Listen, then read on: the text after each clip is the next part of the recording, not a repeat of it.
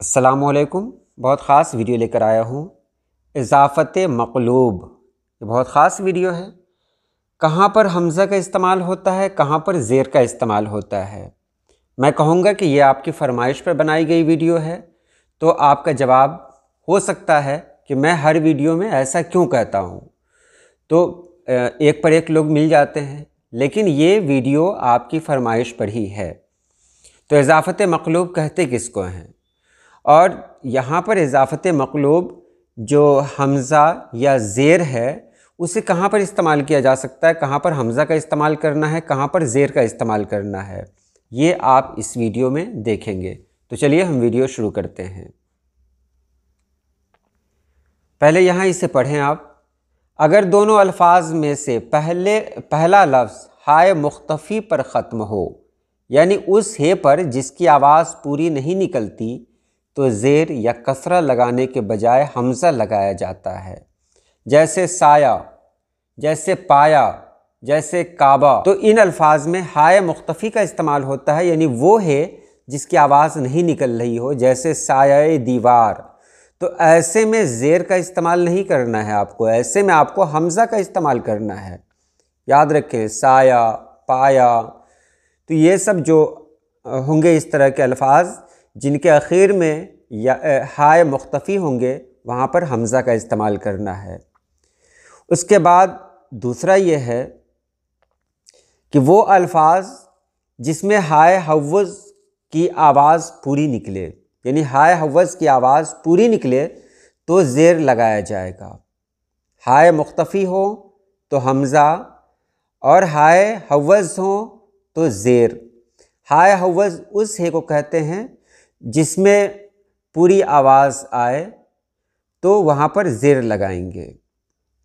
तो जैसे राहे हक़ और आहे सर्द वग़ैरह। उसके बाद है ऐसा लफ्ज़ जो ये पर ख़त्म हो, गोल ये पर ख़त्म हो, तो हमज़ा नहीं कसरा आएगा। जैसे माहिए बेआब, तो माहिए बेआब में हम इस पर ये हमज़ा नहीं दे सकते हैं। अक्सर लोग हमज़ा देकर लिखते हैं, लेकिन नहीं, ये जो आप देख रहे हैं उसमें ज़ेर का इस्तेमाल है। और उसके बाद जो ये है, जैसे फ़ज़ाए बद्र, नवाए वक्त, तो वहाँ पर आपको हमज़ा का इस्तेमाल करना है। आपने देखा दोनों माहिए या दानाए, तो वहाँ पर दोनों ये आप देख रहे हैं, उसमें एक जगह ज़ेर का इस्तेमाल करना है, एक जगह हमज़ा का इस्तेमाल करना है। निस्बत या ताल्लुक़ दो अफराद या दो चीज़ों में भी हो सकता है, ये तीन चीज़ों में भी, लेकिन तीन से ज़ायद को इस्तेमाल करना मायूब है। जैसे सरे वादिये तूरे सीना, ये गलत है, सरे वादिये सीना कहें आप, तो सरे वादिये सीना, तो ये सही है क्योंकि तीन अल्फाज हैं, तीन अल्फाज का इस्तेमाल सही है, तीन से ज़ायद नहीं हो।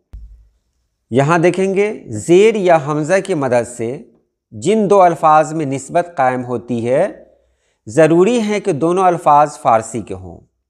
देखिए ज़ेर का इस्तेमाल मैं यहाँ बता रहा हूँ कि ये ज़रूरी है कि दोनों अल्फाज फ़ारसी के हों। अगर हिंदी हो तो हिंदी और फ़ारसी को एक साथ मिलाना ये जायज़ नहीं है।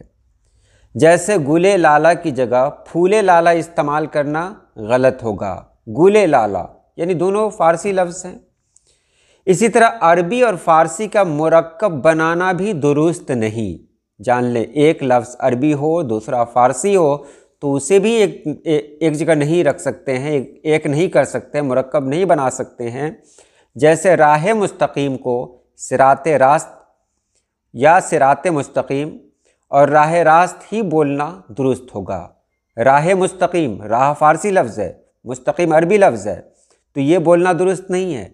या सिरात रास्त, सिरात ये अरबी लफ्ज़ है, रास्त फ़ारसी लफ्ज़ है, ये दोनों गलत होगा।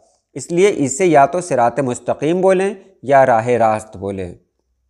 लेकिन उर्दू में ऐसी बहुत सारी मुस्तस्नियात हैं जो राइज हो चुकी हैं, लोगों ने कबूल कर लिया है, जिसमें हिंदी और फ़ारसी को भी जोड़ लिया गया है और अरबी और फ़ारसी को भी जोड़ लिया गया है। जैसे हिंदी और फारसी में देखें, लबे सड़क, फारसी है लब और सड़क उर्दू है, इसे जोड़ लिया गया। मौसम बरसात, मौसम फारसी है, बरसात उर्दू है, तो ये दोनों लफ्ज़ जुड़ गए, एक हो गए। इसी तरह अरबी और फारसी में भी जुड़ गए, जैसे शब कद्र, शब फारसी, कद्र अरबी। रोज़े क़यामत, रोज़ फारसी, क़यामत अरबी। ये इसके बदले लैलतुल क़द्र या यौमुल क़यामा हो सकता था, लेकिन कुछ अल्फाज ऐसे हैं जो राइज हो चुके हैं, और जो राइज हो चुके हैं तो उसके बारे में क्या कहा जा सकता है, जो हो गए वो हो गए, हम भी उसका इस्तेमाल कर सकते हैं। यहाँ मैं एक बात और बता दूँ आपको, इसे ही इज़ाफ़त मक़लूब भी कहते हैं। अब इज़ाफ़त मक़लूब क्यों कहेंगे? मक़लूब का मानी क्या होता है? बिलक्स, बरक्स, बदला हुआ, औंधा किया हुआ या उल्टा किया गया। इसका इस्तेमाल जब हम करते हैं तो क्या करते हैं? अल्फाज की तरतीब को उलट देते हैं। जैसे जामे शराब, आबे दरिया, क्योंकि असल उर्दू क्या है इसकी? तो दरिया का पानी, दरिया का पानी, पहले दरिया है बाद में पानी है। इसे ही अगर मक़लूब में बनाएंगे तो आबे दरिया हो जाएगा, यानी पहले जो लफ्ज़ था वो बाद में आ जाएगा और बाद में जो लफ्ज़ था वो पहले आ जाएगा। इसी तरह जामे शराब, शराब का जाम, तो यहाँ पर शराब जो है वो पहले था बाद में आ गया, जाम जो बाद में था वो पहले आ गया। जामे शराब, आपने देखा जामे शराब, यहाँ पर ज़ेर का इस्तेमाल हो सकता है। राह रास्त, यहाँ पर ज़ेर का इस्तेमाल होगा।